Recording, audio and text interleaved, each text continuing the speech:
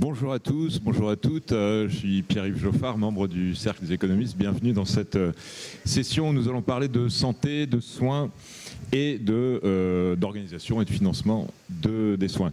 On va parler de... Donc on a autour de nous une très belle, un très beau panel très divers et que Mireille Weinberg va introduire dans quelques instants. On va essayer de profiter de cette diversité pour aborder plein de thèmes au risque d'aller un peu dans tous les sens, mais il y a tellement de questions qui se posent que c'est un peu inévitable. On va parler d'accès aux soins, qui est une thématique importante. On parle beaucoup de rupture d'accès, y compris sur des médicaments très ordinaires, des médicaments très importants, des médicaments parfois anciens. Est-ce que la réponse, c'est une localisation différente de la production? Est-ce qu'il faut relocaliser la production, notamment de certaines étapes de la chaîne de production qui sont loin? Est-ce qu'il y a des problèmes de tarification? Est-ce que si on réfléchit à ces questions, il faut distinguer aussi entre les médicaments matures, les médicaments anciens et les médicaments innovants? Est-ce que l'accès aux médicaments innovants en France est aussi bon qu'il devrait l'être et qu'il pourrait l'être? De ce point de vue-là, est-ce que les problèmes sont liés à des problèmes de coûts, de tarification? On a un système d'accès aux médicaments innovants qui est complexe en France, avec des délais d'accès au marché officiel qui sont plus longs que dans certains pays, mais un accès avec des dispositifs d'accès précoce qui peut-être résolvent une partie des problèmes ou non. Ça fait partie des questions qu'on va envisager également. Et puis, si on parle d'innovation, l'innovation, c'est pas uniquement sur les médicaments. Il y a énormément d'innovation sur les médicaments. Depuis quelques années, on a retrouvé vraiment une richesse et un foisonnement avec de nouveaux médicaments qui soignent et qui traitent des pathologies qu'on ne savait pas traiter il y a encore 5 ans ou 10 ans. Donc, mais il n'y a pas que le médicament, il n'y a pas que le dispositif médical, il y a aussi l'innovation organisationnelle qui est un vrai sujet. Il y a les enjeux soulevés par l'intelligence artificielle et l'avalanche de données potentiellement utiles pour réfléchir à l'organisation du système de soins, pour essayer d'être plus efficace, pour essayer d'être plus équitable, données qui ne sont pas toujours accessibles à tous les opérateurs qui pourraient s'en servir pour améliorer leurs pratiques au service de l'intérêt général. Et puis dans l'innovation organisationnelle, c'est aussi l'organisation des soins, avec des enjeux là aussi qui sont nombreux sur le développement des pathologies chroniques et la chronicisation d'un certain nombre de maladies, l'articulation entre l'hôpital entre les soins hospitaliers et les soins de ville qui changent perpétuellement, notamment sous l'effet d'innovations médicamenteuses ou autres, et encore une fois du développement des maladies chroniques. Mais on a aussi des innovations organisationnelles avec le développement de maisons de santé pluriprofessionnelles, avec des réflexions sur l'articulation des différents professionnels de soins auprès du patient et dans le cadre d'un protocole de soins.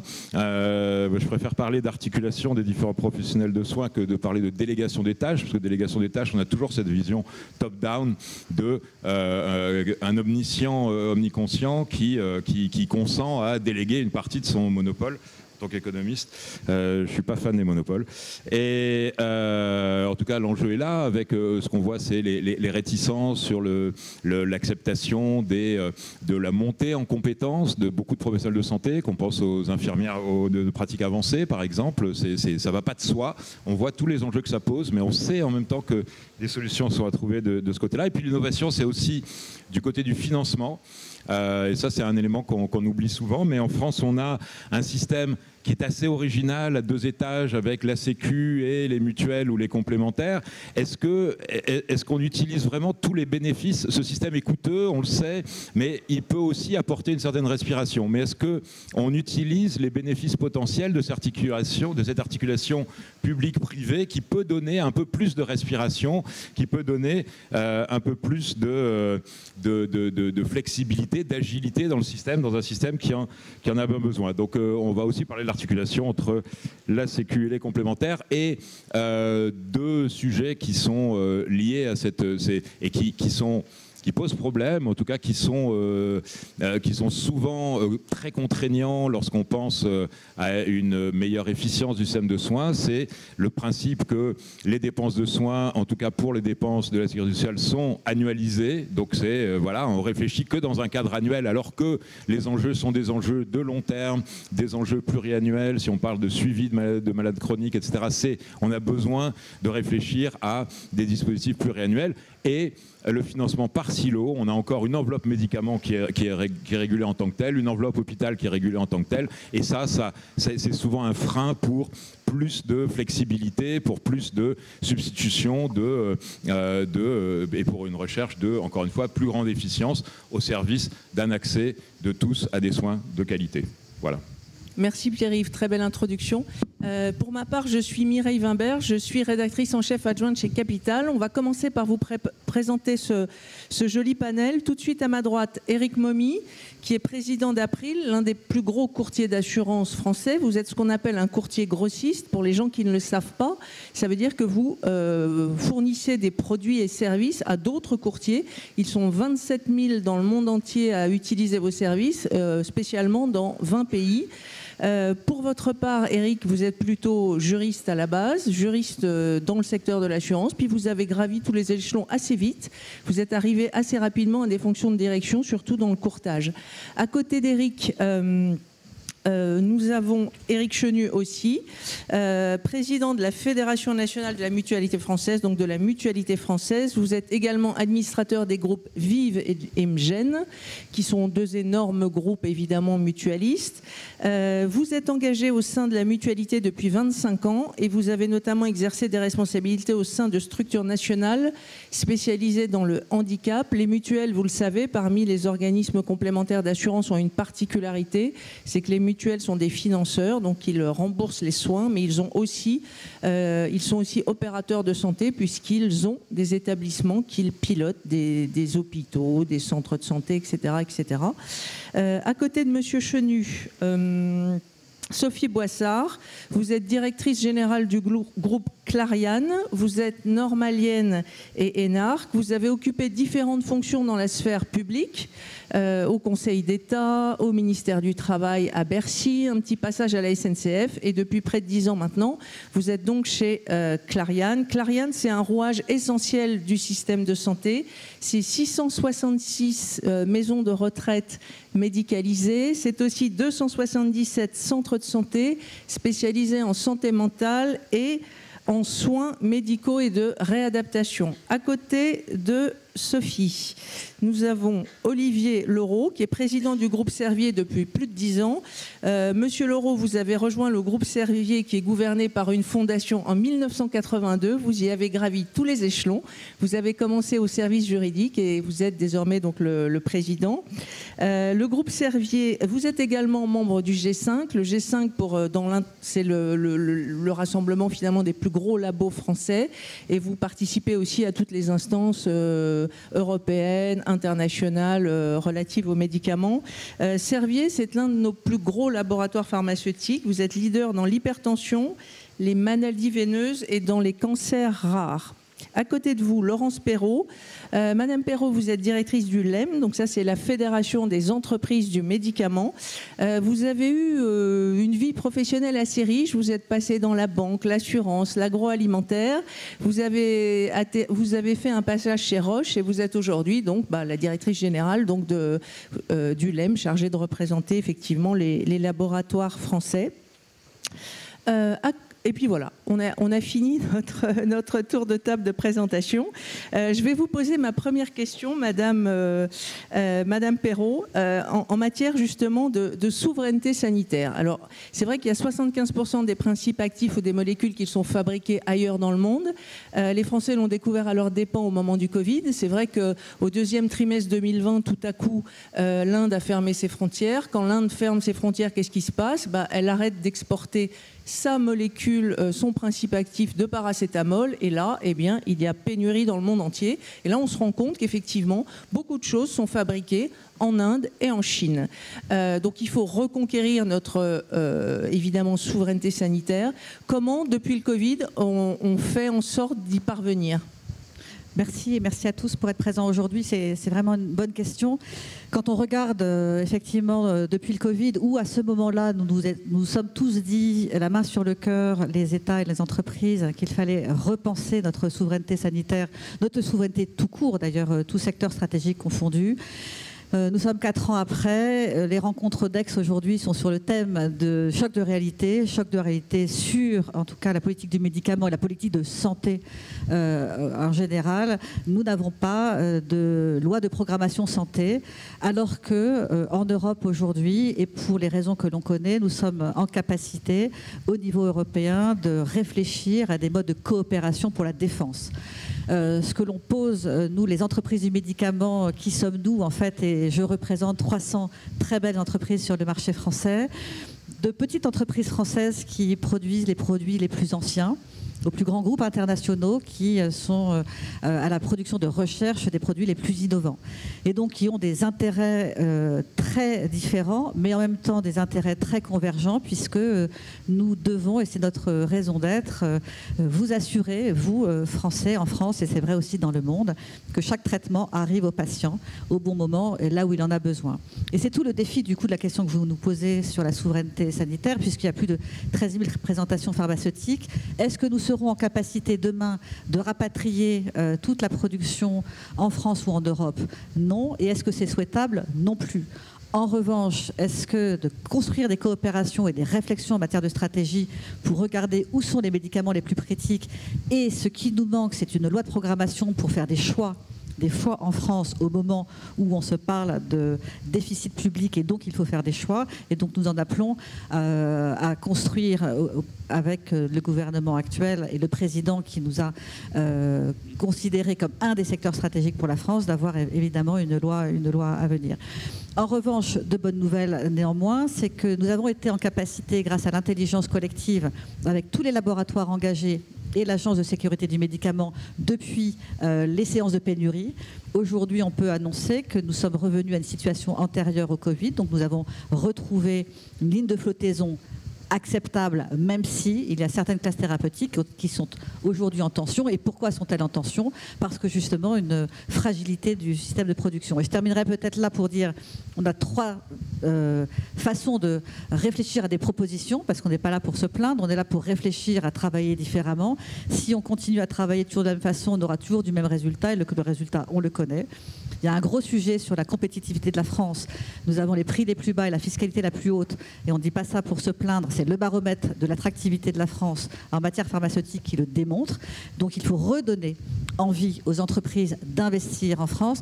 Un chiffre qui m'a fasciné au moment des annonces américaines, l'industrie a annoncé en tout cas des investissements de 250 milliards d'euros aux États-Unis, qui reste le marché prioritaire.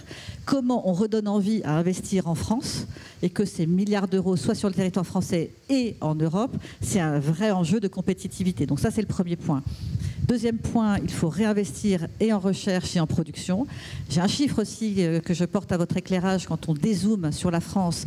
En Europe, 20% des essais cliniques sont faits en Europe, 80% sont faits aux États-Unis et en Asie. Pourquoi c'est un sujet et pourquoi c'est un enjeu à retrouver de l'innovation?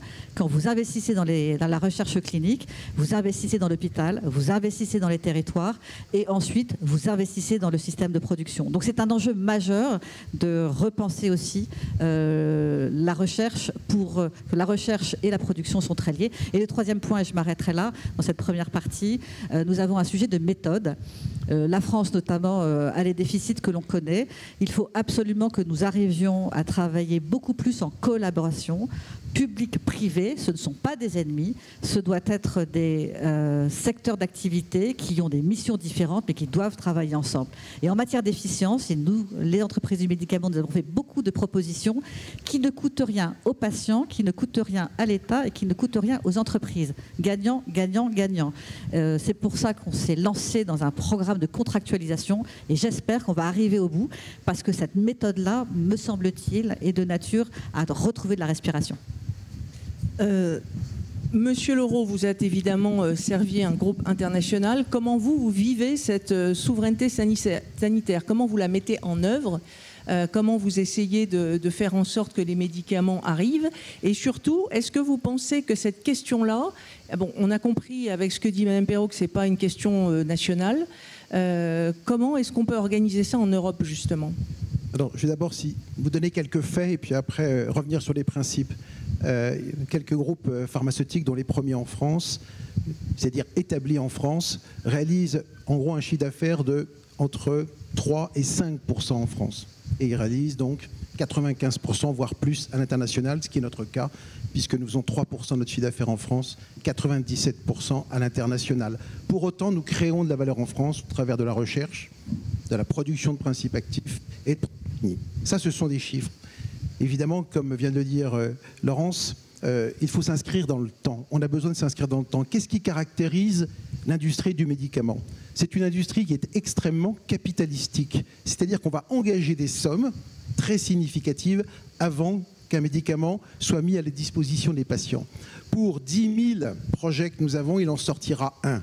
Et le coût de ce 1, qui couvre le coût des 10 000, c'est entre 1 et 2 milliards d'euros en fonction de l'aire thérapeutique dans laquelle on travaille. Donc c'est vraiment un élément important, c'est la prédictibilité. Aujourd'hui, les budgets de santé sont votés selon la Constitution annuellement. Ils évoluent sur certains paramètres, je pense par exemple au crédit impôt recherche, mais à des dispositions fiscales. Je ne sais pas si vous savez que l'industrie pharmaceutique est le secteur industriel qui en France a la plus forte taxation sectorielle, la plus forte parmi l'ensemble des secteurs, et en Europe extrêmement forte. Donc tout ça pour dire que nous avons besoin de prédictibilité parce que nous avons des cycles longs. Nous sommes l'industrie la plus normée et c'est normal puisque c'est le patient qui ultimement bénéficiera de notre traitement. Et puis nous sommes l'industrie la plus risquée parce qu'il peut très bien arriver qu'à la fin des études de développement, eh bien, nous décidions de ne pas lancer le marché parce que le bénéfice-risque n'est pas au rendez-vous avant même que les autorités même se soient prononcées.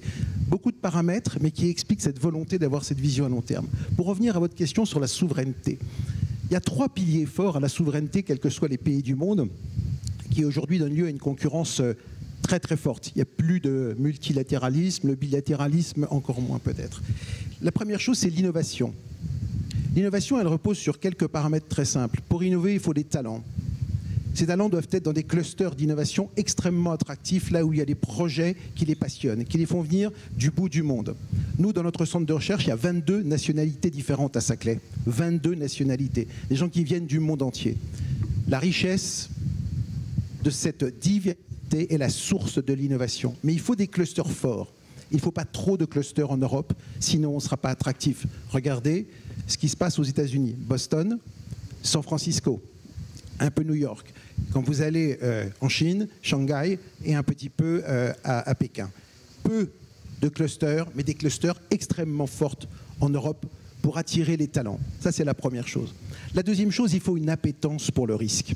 Et je crains que nous ayons perdu un peu en Europe cette appétence pour le risque.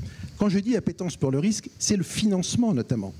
Je pense à toutes ces biotech qui, au moment de passer dans ce qu'on appelle la Serie A, où le financement devient un peu plus significatif, quittent l'Europe parce qu'il n'y a pas d'accompagnement du financement. Ce financement doit être là, en Europe, si nous voulons des biotech, c'est-à-dire des brevets en Europe, de l'innovation en Europe, pour les patients en Europe, pour la souveraineté de l'Europe. Pour ce faire, il faut que ces financements soient accompagnés, à ce moment-là, d'incitations fiscales. Risque, incitation. La troisième chose qui est plus importante aussi, toujours dans le thème de l'innovation, c'est la rapidité. Et la rapidité, elle va être basée de plus en plus sur l'intelligence artificielle. Je pourrais répondre bien sûr à vos questions sur ce sujet-là.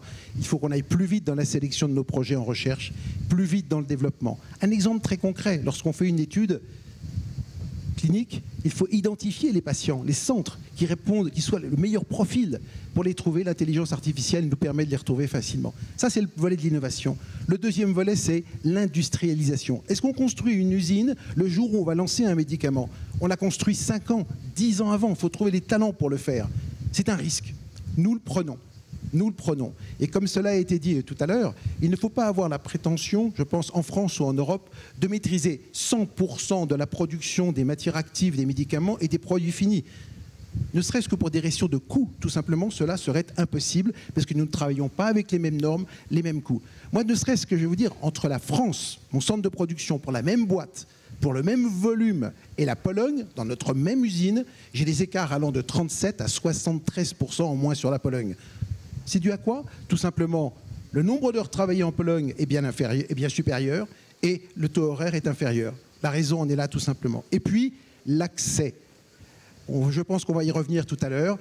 Il faut aller vite, il faut aller plus vite dans les validations des études, plus vite dans l'analyse des dossiers de prix de remboursement et d'accès. La rapidité est une des clés de la compétitivité et de la souveraineté. Innovation, industrialisation, accès rapide, le tout servi par encore plus d'intelligence artificielle. Merci. Sophie Boissard, on parle d'efficience de notre système de soins. On voit bien qu'il y a quelques petits soucis. Est-ce que, justement, l'avènement de l'intelligence artificielle, de la gestion des data, est-ce que tout ça va nous permettre de remettre ce système un peu sur pied ou pas ? Peut-être, d'abord, je voudrais, dans le prolongement de ce qui vient d'être dit, expliquer les défis de santé publique qui sont devant nous. En fait, grâce à ces progrès vraiment phénoménaux de la recherche et de l'offre de traitement, combinés par ailleurs à des progrès remarquables sur la miniaturisation des opérations, je pense en chirurgie cardiaque ou tout ce qui est articulaire, on assiste aujourd'hui à une révolution en termes de capacité à guérir ou en tout cas à stabiliser des pathologies qui avant étaient mortelles à brève échéance. Et le cancer, ce qui est en train de se passer sur le cancer est vraiment un exemple de cela avec les progrès phénoménaux de l'immunothérapie. Ça veut dire quoi? C'est une excellente nouvelle. C'est le gain d'espérance de vie aujourd'hui qui se manifeste dans nos sociétés. On a gagné, quand on réfléchit, 50% d'espérance de vie depuis la Seconde Guerre mondiale. Ça nourrit aussi la longévité et donc le vieillissement de la population. Et aujourd'hui, l'ère dans laquelle on est, c'est finalement l'ère des maladies chroniques. C'est-à-dire des situations qui nécessitent des soins aigus extrêmement spécialisés avec des traitements de pointe dans des centres qui sont capables de prodiguer ces soins, de poser le diagnostic et de prescrire le traitement. Et puis ensuite, un suivi à domicile, ou en tout cas au plus proche du lieu de vie, très long. En réalité, pendant toute la vie ensuite du patient. Et quand on regarde les gens les plus âgés, enfin les statistiques aujourd'hui, on dit que 80% des personnes de plus de 60 ans ont une pathologie chronique au sens près d'un traitement au long cours et 50% d'eux. Et donc, ou en tout cas l'enjeu aujourd'hui devant lequel on est tous, c'est comment on organise cette bivalence entre finalement des centres hautement spécialisés qui s'appuient sur le meilleur de la recherche, la production pharmaceutique, et ça a été indiqué, et des réseaux d'accompagnement, de soins au plus près du lieu de vie, avec cette problématique des fameux médecins traitants, dont un grand nombre aujourd'hui de patients âgés, auxquels un grand nombre de patients âgés n'ont pas accès dans la population française. Donc on est un peu dans une espèce de double univers où on est capable de faire des merveilles et en même temps l'accès basique aux soignants ou aux professionnels de santé qui va renouveler votre traitement, s'assurer que vos constantes évoluent favorablement et qui sera capable de communiquer avec le spécialiste, eh ben, ça devient aujourd'hui la principale préoccupation dans la population française. Et donc, ce à quoi on essaie de s'astreindre, et cette transformation est trop lente, c'est finalement de se dire comment on peut mailler le territoire français de centres de soins dans lesquels on trouve des médecins, mais surtout des infirmiers de pratique avancée, et dans lesquels on puisse être capable finalement de faire cet accompagnement avec l'hôpital ou le centre hospitalier qui a prescrit le traitement, qui a le dossier du patient, qui vient en backup. Et pour répondre à votre question, Mireille, en fait, on le peut aujourd'hui parce que la télémédecine fonctionne, donc on est capable de transmettre des données très facilement, de manière très complète, techniquement. On le peut aussi parce qu'on est capable de faire beaucoup plus de choses en ambulatoire qu'avant. Songez qu'aujourd'hui, on vous pose une prothèse de hanche ou de genou en ambulatoire et vous allez rentrer chez vous le soir et on va pouvoir accompagner votre rééducation en ville. Ou alors la chirurgie cardiaque qui avant était quelque chose d'extrêmement lourd et d'extrêmement long, complexe. Elle est aujourd'hui miniaturisée et on a des traitements. Donc cette innovation de traitement, de prise en charge clinique et notamment de rééducation, elle est majeure. L'autre élément très important, c'est tout ce qu'on est en train de découvrir aujourd'hui sur la prévention de la dépendance lourde. Il y a en France un centre de référence qui est à Toulouse, l'IHU, de Toulouse sur le vieillissement, qui est le centre de référence sur la compréhension du vieillissement et qui est en train de démontrer qu'en réalité, avec la mobilisation suffisamment fréquente et tôt des capacités, notamment locomotrices du patient, on sait prévenir ou rétablir les capacités de base qui vont permettre de vivre durablement en bonne santé.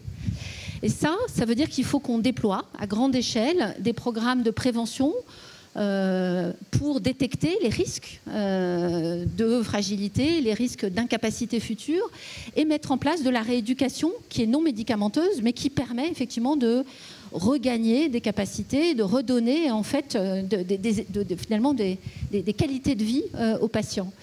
Et donc je crois que c'est vraiment cette mutation profonde entre une médecine qui s'est organisée pour traiter des situations infectieuses, vraiment une médecine chirurgicale extrêmement lourde, vers une médecine distribuée dans laquelle on a ses capacités et puis en même temps des professionnels de santé qui interviennent au plus près du lieu de vie du patient. Et ça, c'est techniquement possible, mais sur le plan organisationnel, ça suppose une révolution copernicienne. On n'a plus un seul professionnel face à soi, mais une équipe. On a besoin de données partagées dans la durée, c'est compliqué d'y accéder, RGPD. Et puis, on a besoin de former l'ensemble des professionnels de santé à cette approche nouvelle.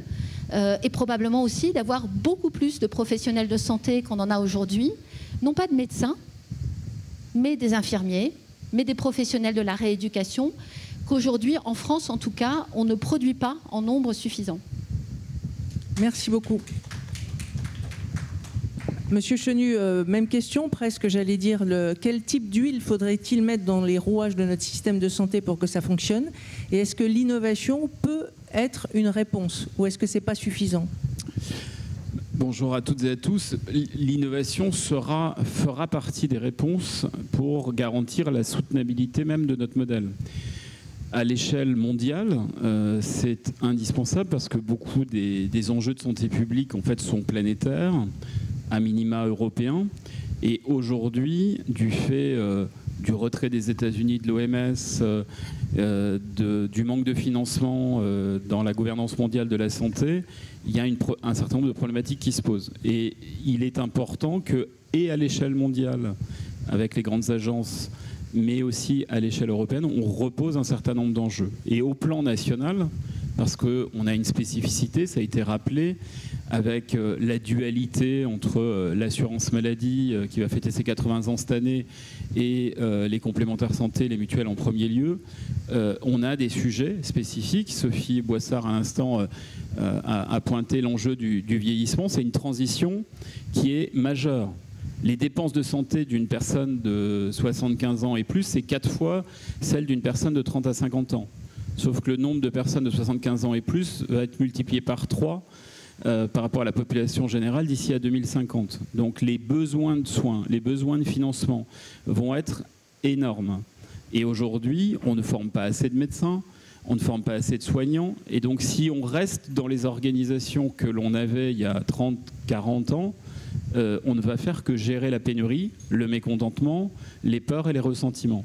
Et donc il faut, pour accompagner les pathologies chroniques, prendre en charge les situations aiguës, qu'on change de braquet. Aujourd'hui, il y a énormément d'expérimentation, on a énormément de talents, que ce soit en termes d'organisation de prise en charge, menée par les mutuelles notamment, par des start-up, par un certain nombre d'acteurs. La difficulté, c'est qu'on a beaucoup de mal au passage à l'échelle. On a beaucoup de mal au regard des difficultés dans l'évaluation, mais surtout dans la fixation de grandes orientations de santé publique. Mesurons quand même que nous attendons toutes et tous, les acteurs du secteur, la publication de la stratégie nationale de santé depuis 2023, et que compte tenu de l'instabilité gouvernementale chronique dans notre pays ces dernières années, eh bien ça fait 2 ans qu'on n'a pas d'orientation, qu'on n'a pas de priorité fixée. Et donc l'enjeu de gain d'efficience qui est devant nous, l'enjeu d'accès sur des politiques de prévention partagées, de repenser l'organisation, l'aménagement du territoire. Tous ces sujets-là sont un petit peu bloqués. Et qui plus est, ça a été rappelé tout à l'heure par Laurence, compte tenu on est dans le carcan de l'annuité budgétaire, eh bien on s'empêche d'agir et on perd. C'est une perte de chance considérable pour notre système. Sur l'efficience, nous on préconise que aujourd'hui, si on veut davantage de compétences partagées entre les médecins et les paramédicaux, parce que c'est le seul moyen pour s'en sortir et de faire en sorte qu'à l'échelle territoriale, on passe de médecins traitants à des équipes de soins traitants qui vont être composées évidemment de médecins, généralistes, spécialistes, mais aussi des infirmières, des sages-femmes, des psychologues, des pharmaciens. On puisse avoir davantage de compétences partagées, ça veut dire le partage des informations concernant le patient. Ça suppose d'outiller l'ensemble de ces professionnels. On a mon espace de santé qui est la structure souveraine du partage des informations des données. Donc on a les briques pour que ça puisse fonctionner. Il faut encore faire bouger quelques textes sur le partage de compétences. Mais ça veut dire aussi qu'il faut qu'on rentre dans une logique confiante sur l'utilisation des données, des datas. Qu'on permette à l'ensemble des acteurs, si on veut pouvoir agir utilement sur les grands déterminants de santé, eh bien que les élus locaux aient accès à un certain nombre de données, anonymisées évidemment, hein, mais qu'ils puissent avoir accès à un certain nombre d'informations de données si on veut pouvoir piloter les grandes politiques publiques pour qu'on agisse en amont sur les politiques publiques, sur le logement, sur l'aménagement du territoire, les infrastructures, etc. Tout ce qui va être de nature à faire en sorte que les gens restent en meilleure santé le plus longtemps possible. Les 2/3 des déterminants de santé sont en dehors du système de santé. Donc si on ne coordonne pas ça, on continuera d'être dans une approche réparatrice, curative, ce que l'on fait trop aujourd'hui. Et puis sur la prise en charge individuelle des personnes, là on a un enjeu en prévention secondaire et tertiaire sur un recours plus accru des données. Ce que font la plupart des pays européens qui sont assujettis au même RGPD, au même règlement général sur la protection des données, qu'il faut évidemment respecter de manière pleine et entière, mais qui ne s'interdisent pas ce recours aux data pour structurer des parcours de manière proactive, prédictive, participative, personnalisée. Et c'est ça qui aujourd'hui nous manque dans notre pays si on veut pouvoir bien gérer le risque pour l'assurance maladie comme pour les complémentaires santé, et si on veut en capaciter les gens pour qu'eux-mêmes gèrent leur parcours de santé et qu'on puisse leur donner la possibilité de rester en meilleure santé plus longtemps. Il faut absolument qu'on engage cet enjeu-là, c'est absolument déterminant. Et puis, dernier élément, il y a aujourd'hui de la mauvaise dépense, il faut se le dire. Il y a des dépenses de soins redondants, inadéquates, qui ne sont pas faits au bon moment. Donc ça suppose de mieux organiser en associant l'ensemble des professionnels, en utilisant de la data pour éviter d'aller refaire des actes en biologie, en imagerie qui ont déjà été faits, dont on a les résultats, qu'on prescrive mieux le médicament. Parce qu'aujourd'hui, on prescrit plus de médicaments que la moyenne des pays européens. C'est pas pertinent, c'est pas utile. Il y a même un risque d'interaction médicamenteuse qui entraîne un quart des hospitalisations chez les personnes âgées, de nombreux décès. Donc là aussi, il y a un enjeu important à gagner. Et puis, de lutter contre la financiarisation de la protection sociale, de la santé, puisque là, il y a une problématique qu'un certain nombre d'acteurs financés par des fonds de pension étrangers souvent, de retraités à Miami ou d'actionnaires en Australie, captent de la valeur inutilement et au détriment de l'intérêt général. Merci Monsieur Chenu. Je voudrais passer la parole à Éric Momy. Donc je le rappelle, vous êtes courtier d'assurance, mais vous avez aussi une expérience internationale. Donc en France, vous êtes un peu à l'orée du système de santé. J'allais dire, on a du mal, enfin vous avez du mal, mais comme tous les assureurs complémentaires, à être plus au cœur du dispositif. Mais vous l'êtes ailleurs. Vous opérez dans un certain nombre de pays, des réseaux de soins, etc. Dites-nous comment vous voyez cette efficience du système de santé. Est-ce qu'il y a des choses faciles à faire qui permettraient finalement de le rendre plus efficace ? Alors, facile, oui. Pas forcément en France, et je vais expliquer pourquoi. Donc, Éric Chenu le disait à l'instant, le rôle des complémentaires santé, c'est pas d'être un pur financeur, c'est le rôle dans lequel malheureusement on est trop cantonné. Donc on est un financeur sourd, on n'a pas accès aux data, et muet, on n'a pas vraiment voix au chapitre. Et donc capacité aujourd'hui à absorber l'innovation, elle est faible. On va dire les choses simplement. Déficit de la sécurité sociale, ils sont connus, 16 milliards, on projette 40, il y a 258 milliards de déficit cumulé. Les complémentaires santé, elles ont une obligation, compte tenu des règles de solvabilité, d'être à l'équilibre. Donc comment on va chercher des marges de manœuvre? Alors la gestion des risques, on voit que ça peut parfois marcher en France. On l'a vu avec un très bon exemple, qui est l'exemple des réseaux de soins auxquels vous faisiez référence, et notamment en matière d'optique. Pourquoi ça a marché? Parce qu'on s'est fixé des objectifs clairs qui étaient d'améliorer la prise en charge des patients. Et quand on dit la prise en charge, ce n'est pas simplement l'accès à des soins tout court, c'est l'accès à des soins de qualité.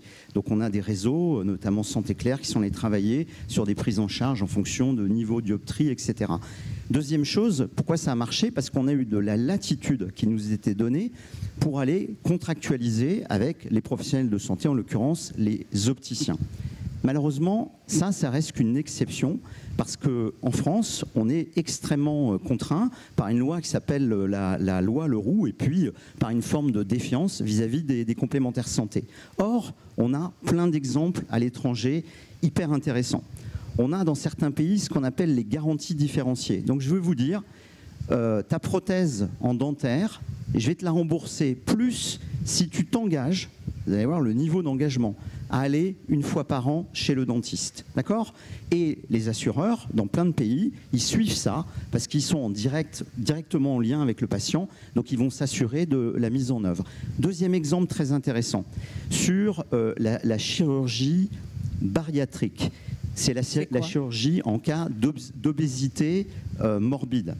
Donc cette chirurgie, vous la connaissez, elle consiste à intervenir pour réduire en gros ce qu'il faut réduire. Et on observe quoi? On observe que si on se contente de faire cette intervention chirurgicale qui coûte très cher, à l'horizon de 18 mois, 2 ans, il y a en gros 50% des patients qui rechutent, donc qui reviennent au même poids qu'avant. En revanche, on arrive à avoir des taux de 70% de réussite si on a un accompagnement derrière, et donc là aussi c'est le rôle des assureurs, avec des psychologues, avec des diététiciens qui vont s'assurer effectivement qu'on ne va pas vers un cas de rechute.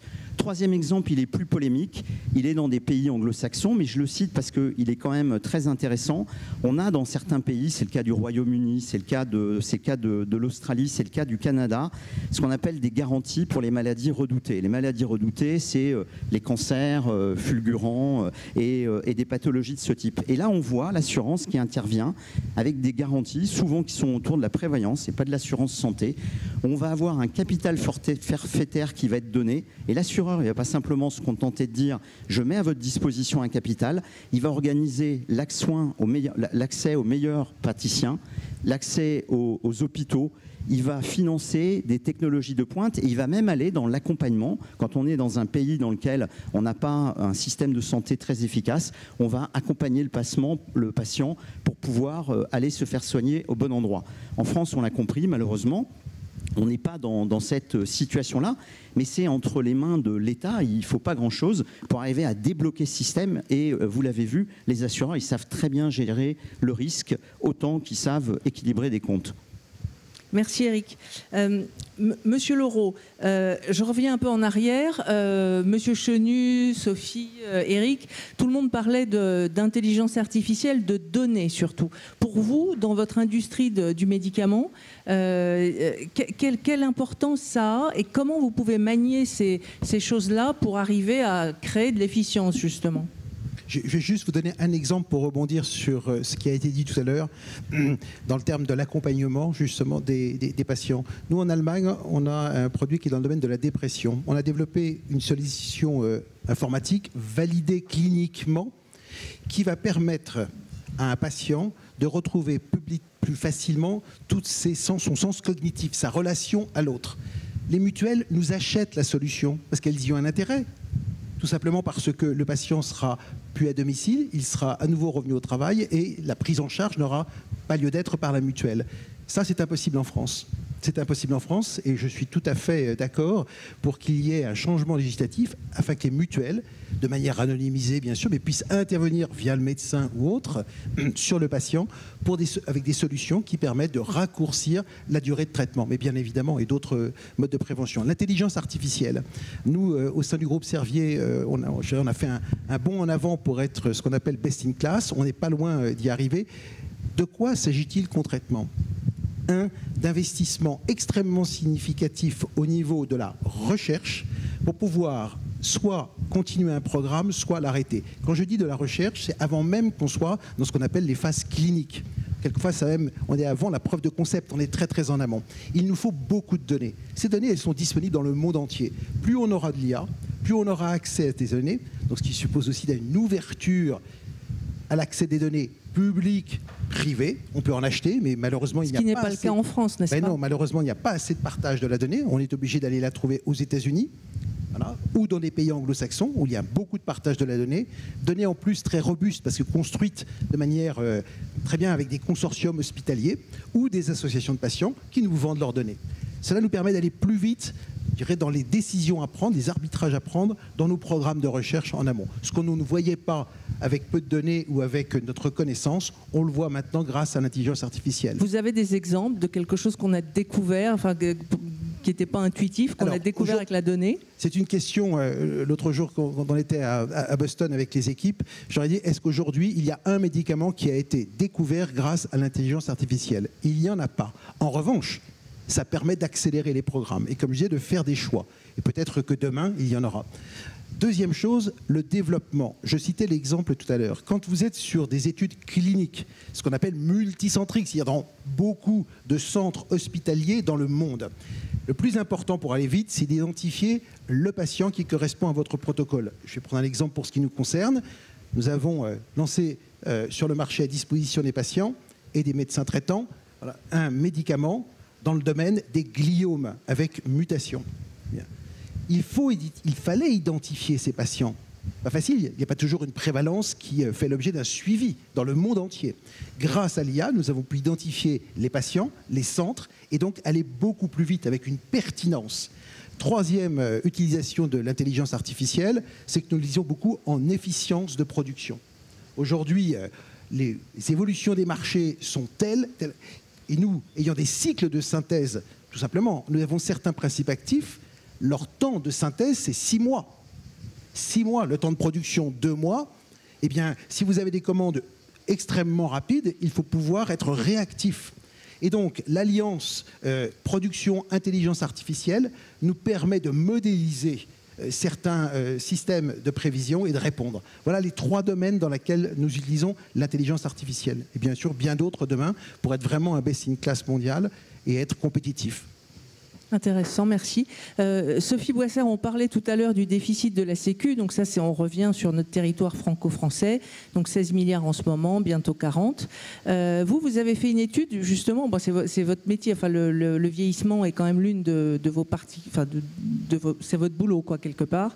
Vous avez regardé le coût, finalement, de ce vieillissement. C'est assez abyssal. Est-ce que vous pouvez nous parler de cette étude et de la manière dont vous entendez mettre des choses en œuvre pour justement éviter que ça devienne complètement ingérable ? Alors on a fait une étude effectivement en regardant quelle est la part dans la dépense de santé française par tranche de population. Éric Chenu d'ailleurs y a déjà fait allusion. Et en fait cette étude montre simplement en transposant l'évolution de la démographie française à comportement et à accès aux soins inchangés, en réalité que sous 10 ans on doublerait le déficit de 16 milliards, c'est-à-dire c'est 16 milliards de plus, qui est simplement la transposition mécanique de ce qu'Éric indiquait, qui est qu'un patient de plus de 75 ans va consommer en moyenne 4 fois plus qu'un patient de 30 ans, et c'est la déformation mécanique.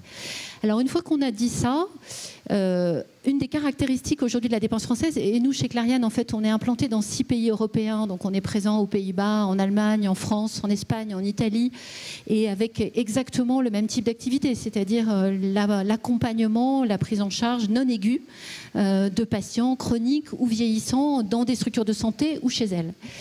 Et ce dont on s'aperçoit, c'est que je prends par exemple la manière dont les Pays-Bas sont organisés. Ils ont choisi, en partant de ce constat, qui est qu'ils ont choisi de reporter une partie de l'organisation des soins vers des structures de proximité, essentiellement paramédicales, donc des maisons de retraite médicalisées ou des centres de soins, parce qu'ils ont fait et de fermer très substantiellement, de prévenir l'accès des patients âgés qui décompensent aux urgences et à l'hôpital. Pourquoi ? Parce qu'ils sont partis d'un constat simple. Une journée à l'hôpital, ça coûte à l'assurance maladie environ 1 000 €. Le forfait de soins qu'on va payer à une structure médico-sociale, en France, c'est 50 € par jour. Ce n'est pas assez du tout. Aux Pays-Bas, c'est 250 €. Vous voyez la différence ? Mais 250 €, ça reste beaucoup moins que 1 000 €. Et en fait, avec cette stratégie qui a consisté finalement à se dire je renforce le système au plus près du lieu de vie des personnes et en misant sur des professionnels, essentiellement des paramédicaux, des infirmiers formés pour se faire à la gériatrie et qui peuvent s'appuyer sur toute l'infrastructure hospitalière pour avoir les points d'expertise, la recommandation, donc pour vraiment être en dialogue avec des experts. Ils arrivent à freiner en fait cette évolution forte des dépenses de santé liées au vieillissement de la population. Et moi, je pense, c'est pas seulement moi qui pense ça, c'est quand on regarde aujourd'hui les études, il y a des études très approfondies qui ont été faites par le ministère des Affaires sociales, par l'IGAS ou par la Haute Autorité de Santé. Ces études montrent qu'aujourd'hui, 40% de la dépense hospitalière concerne des patients de plus de 75 ans. 40%. Et la dépense hospitalière, c'est de l'ordre de la moitié de la dépense de santé en France. Donc c'est extrêmement important. Et l'estimation qu'on fait aujourd'hui, c'est que 10% des journées d'hospitalisation, notamment celles qui consistent à envoyer aux urgences un patient âgé parce qu'il n'y a pas de médecin traitant, parce qu'il n'a pas vu son médecin traitant, parce que son traitement n'a pas été renouvelé, parce que personne n'est là pour le prendre en charge, ça représente aujourd'hui 10% de journées d'hospitalisation qui sont... On le sait tous, pour, je pense, y avoir été confronté avec des proches. C'est une forme de prise en charge qui est extrêmement néfaste et en tout cas pas du tout optimale, ni pour le patient, ni pour le système. Donc on a vraiment, dans la question d'efficience que vous posez, Mireille, à juste titre, on a vraiment à se poser cette question de comment on renforce finalement cette offre de proximité en misant sur des professionnels formés pour ce faire et en travaillant à partir de toutes les données et tout le suivi longitudinal que l'on peut faire désormais, et comment on décharge l'hôpital pour qu'il puisse se concentrer sur ce qu'il sait faire, qui est vraiment cette prise en charge de pointe en mobilisant les traitements les plus lourds. Mais ça, c'est un shift. Merci Sophie. Monsieur Chenu, là on parle tout à l'heure, on évoquait aussi le rôle des complémentaires, on voit bien donc qu'il est pour le moment à la marge. Monsieur Leroux disait on pourrait faire davantage, tout le monde a l'air assez d'accord pour travailler main dans la main. Vous, de votre poste d'observation, qu'est-ce qu'on peut faire, qu'est-ce que vous pourriez faire facilement pour améliorer tout ça ? Il faudrait que les pouvoirs publics arrêtent de décider à notre place et nous laissent faire notre métier. Eric, tout à l'heure, a donné un certain nombre d'illustrations de ce que peuvent faire les complémentaires. Il faudrait que, si le rôle des complémentaires, c'est juste de cofinancer ou d'être le réceptacle des désengagements de l'assurance maladie et de collecter des taxes, ça n'a pas beaucoup d'intérêt en termes de plus-value. Alors qu'on pourrait faire effectivement bien mieux, et notamment jouer aussi ce rôle de responsabilisation des assurés sociaux pour les incapacités, pour un bon usage du système de santé, avoir recours aux bons professionnels au bon moment, ce qui suppose de mettre en place de la pédagogie à leur attention. Ce qui suppose aussi d'aider les gens à comprendre ce que sont les bonnes recommandations. En termes de santé publique, on voit bien aujourd'hui outre-Atlantique, mais malheureusement ça prospère aussi chez nous, un sentiment vaccino-sceptique, une remise en cause d'un certain nombre de connaissances pourtant scientifiques. Pourtant, ces connaissances, elles sont robustes, elles sont solides, il y a de la recherche, etc. Et certains, aujourd'hui, mettent au même niveau des faits scientifiques et des opinions, ce qui est absolument délétère pour le système de santé, même délétère pour la démocratie, en vrai. Et donc là, on a un rôle à jouer. Il y a un enjeu aussi vis-à-vis des professionnels de santé. J'insiste là-dessus. Est-ce qu'on peut continuer durablement à avoir aujourd'hui une liberté totale de prescription qui ne tient pas compte des recommandations de la Haute Autorité de Santé, des standards de prise en charge déterminés par des collèges d'experts, médecins, scientifiques, etc. Qu'est-ce qui justifie qu'un diabète ne soit pas pris en charge de la même façon si on est à Aix-en-Provence, si on est à Mende ou si on est à Paris? Rien, si ce n'est savoir si le médecin a fait sa formation continue ou pas, s'il a vu un visiteur médical, etc. Donc ça, je pense qu'on n'a plus le luxe de pouvoir se poser là-dessus. Et puis, il y a aussi des sujets en termes de responsabilisation, c'est-à-dire d'appréhension de combien ça coûte. Parce que du fait de la généralisation du tiers payant aujourd'hui, une partie des acteurs, autant des assurés sociaux, des patients que des prescripteurs, on perd de vue combien ça coûte le médicament, combien coûte un séjour hospitalier, un acte d'imagerie, etc. Et donc, il y a un enjeu aussi de réappropriation, si on veut faire des bons choix. Si on veut accepter de réaménager le territoire hospitalier, médico-social, réaffecter les bonnes compétences aux bons endroits, retisser ce pacte social, ce pacte de confiance entre la population, les acteurs du système de santé, ça suppose de la responsabilité de toutes les parties prenantes et de la confiance dans les acteurs. Si on ne fait pas ça, on va au-devant de grandes difficultés et probablement d'un délitement de notre modèle social et de la soutenabilité de son financement.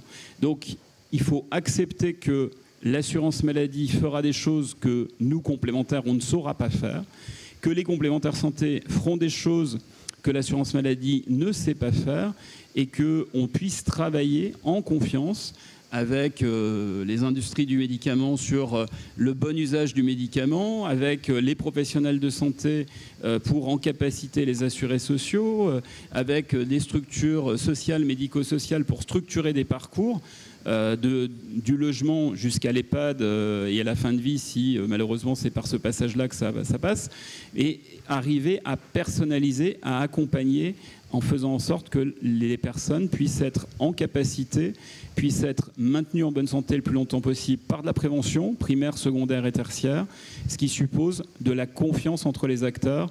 Et aujourd'hui, c'est ce qui manque dans notre pays. Je vais juste donner un exemple. En Suède, même RGPD que nous, a priori, un dentiste qui reçoit un patient de plus de 70 ans avec un problème au niveau dentaire, on sait que ce problème dentaire entraîne une problématique de mastication, risque de dénutrition, risque à 6-9 mois, perte de masse musculaire, donc de chute. Eh bien, automatiquement, il y a un chaînage qui se fait et la personne, elle est contactée par l'équivalent d'un kiné pour de la prévention des chutes. Chez nous, ce n'est pas possible. On attend que la personne, elle chute. Je pense que ce genre de choses, il faut absolument qu'on en sorte et qu'on se fasse confiance et qu'on crée les conditions pour faire en sorte que les gens ne tombent plus, pour prendre cet exemple-là, mais restent en bonne santé et en faisant en sorte que tout le monde contribue à l'intérêt général. Merci Eric. Autre Eric, est-ce que vous n'avez pas l'impression, moi j'ai lu le rapport non pas du tout le rapport RGPD, le rapport charges et produits de la Caisse nationale d'assurance maladie qui finalement est le premier acte chaque année du budget de la Sécu. Dans ce rapport-là, on nous dit qu'a priori, on a l'impression que les pouvoirs publics ont envie de vous associer vraiment les complémentaires santé. Alors, moi, je vais dire, il y a un consensus sur des choses non essentielles, notamment un truc qui s'appelle le contrat responsable, où le législateur s'est mêlé des niveaux de garantie qu'il fallait donner absolument. Le vrai sujet, il n'est pas là. Le vrai sujet, Eric et Sophie l'ont abordé, c'est ce qui est dans l'angle mort des politiques publiques en matière de santé depuis longtemps, c'est le sujet de la prévention. Si on fait très simple, on parlait de la Suède, la France, à 65 ans, je crois que le chiffre c'est 50% de la population à 65 ans est en bonne santé. La Suède est 15 ou 20 points au-dessus. Si on prend l'OMS, ils ont des indicateurs très précis sur la vaccination contre le papillomavirus, la vaccination contre la grippe, le dépistage du cancer du sein, le dépistage du cancer colorectal. Tous ces sujets-là, fondamentalement, les assureurs complémentaires peuvent être des formidables relais auprès des patients parce qu'on est en face des patients. On fait déjà de la prévention, ce n'est pas quelque chose de nouveau. La prévention sur les troubles musculo-squelettiques, c'est les assureurs qui l'ont initié. Donc on a un méga sujet de prévention et je vais juste terminer par un mot. Ce n'est pas les assureurs complémentaires qui le disent, c'est Santé publique France. Santé publique France estime qu'à l'échelle de 10 ans, on peut dégager 15 milliards d'euros d'économies par an en mettant en place des politiques de prévention. Je donne les chiffres.